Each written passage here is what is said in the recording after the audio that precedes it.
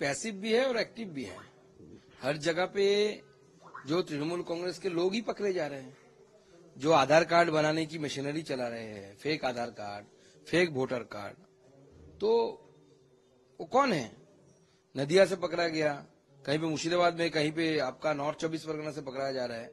जो भी पकड़ा जा रहा है, इवन जो एज ए टेररिस्ट पकड़ा जा रहा है, उसके साथ तृणमूल के कोई ना कोई पंचायत मेंबर, कोई ना कोई जिला परिषद के मेंबर, किसी ना किसी का किसी तरीके का रिलेशनशिप भी है, मतलब दे आर रिलेटिव्स।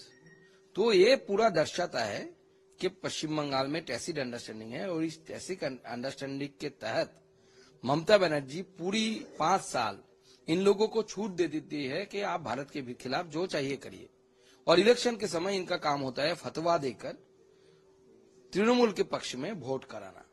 यही काम है इन लोगों का। इसी तरह जो बांग्लादेश का इशू है, देखा जा रहा है कि वहाँ के कुछ लोग यहाँ आ रहे हैं, तो टीएमसी का कहना है कि ये पूरी जिम्मेदारी बीएसएफ की बनती है, बंगाल पुलिस का इसमें कोई लेना देना नहीं है। त्रिपुरा और असम से भी वो अंदर आ गए। देखिए, पहली बात यह है कि त्रिपुरा और असम में पूरा बॉर्डर फेंसिंग हो चुका है लगभग। बंगाल में अभी फेंसिंग नहीं हुआ। फेंसिंग क्यों नहीं हुआ? आपने लैंड नहीं दिया, तो फेंसिंग के बिना आप लोगों को रोकेंगे कैसे? दूसरी बात है कि बीएसएफ का जुरिस्डिक्शन एक हद तक होता है, सर्टेन किलोमीटर तक होता है, 15 किलोमीटर तक होता है। उसके अंदर जब घुस जाते हैं तो पुलिस की जुरिस्डिक्शन है। तो पुलिस अगर है, पुलिस की जुरिस्डिक्शन है, तो पुलिस का काम क्या है? सिर्फ तृणमूल नेताओं की सिक्योरिटी देखना और बीजेपी नेताओं को केस देना, ये काम है क्या पुलिस का?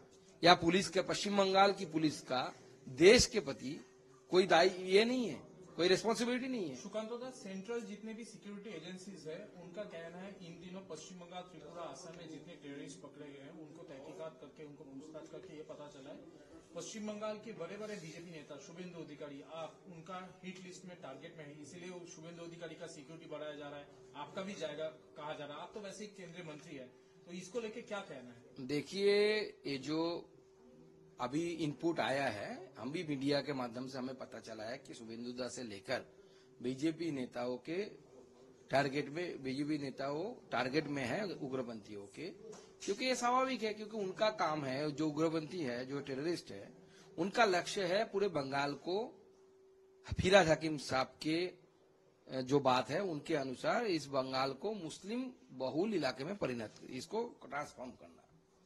तो उसमें बाधा कौन है? बाधा बीजेपी है, जो ये नहीं चाहती है कि हम चाहते हैं कि बंगाल जैसे बना है ऐसे ही रहे।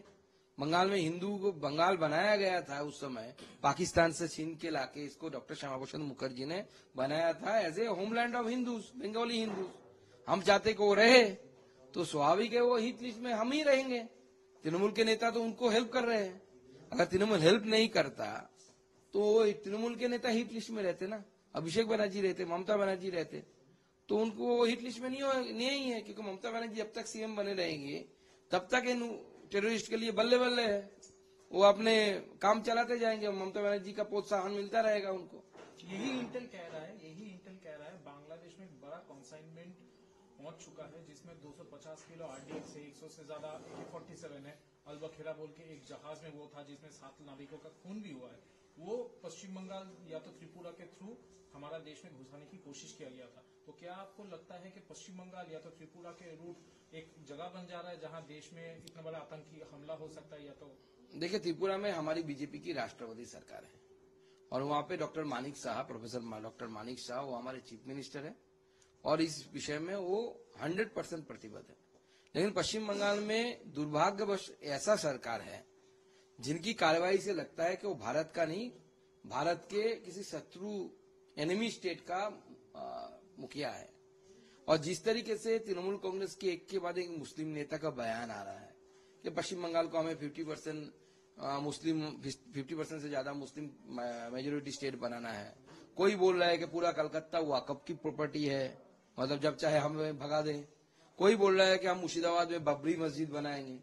तो इस तरीके की जो बातें आ रही है वो दर्शाता है कि पश्चिम बंगाल की तृणमूल कांग्रेस की सरकार और पार्टी डायरेक्टली या पैसिवली इन सब टेररिस्टों को हेल्प कर रही है। और वो उधर एक के बाद एक प्रूफ भी आ रहा है।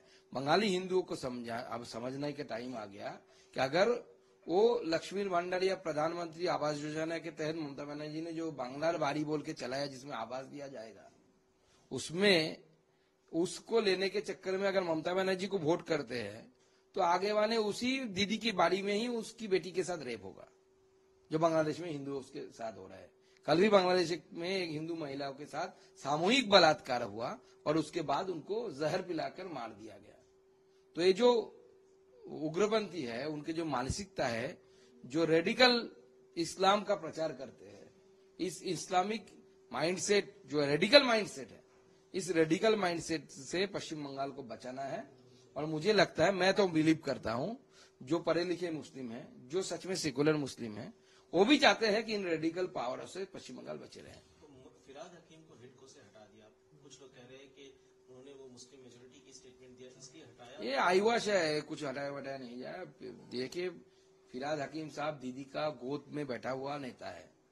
दीदी कुछ कहेगी और दीदी को पता नहीं चलेगा, और फिराद हकीम साहब कुछ कह देंगे, हो नहीं सकता। दीदी एक तरफ, ममता बनर्जी एक तरफ, फिराद हकीम साहब, उनके साथ सिद्दीकुल्ला साहब, और उसके साथ भरतपुर के विधायक हुमायूं कबीर, इन लोगों को देखकर मुस्लिम वोटों का कंसोलिडेशन कर रहा है। दूसरी तरफ जीतने के लिए ममता बनर्जी को जो 10-15% हिंदू वोट चाहिए, उसके लिए ममता बनर्जी बहुत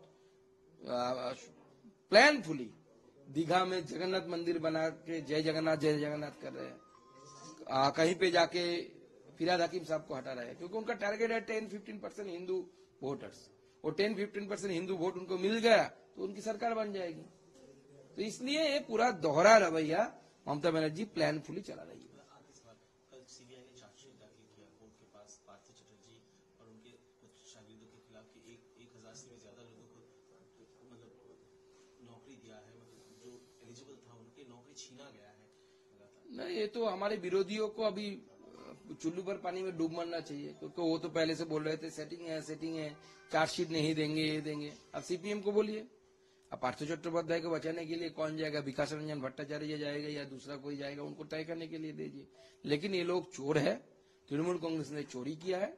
लेकिन दुर्भाग्यवश तो पार्थ चट्टोपाध्याय और उनके आगे जो प्रूफ शायद नहीं मिला, इसके लिए इंक्वायरी नहीं चला। नहीं तो पार्थ चट्टोपाध्याय, पार्थ चटर्जी अकेला इतना बड़ा स्कैम नहीं कर सकता।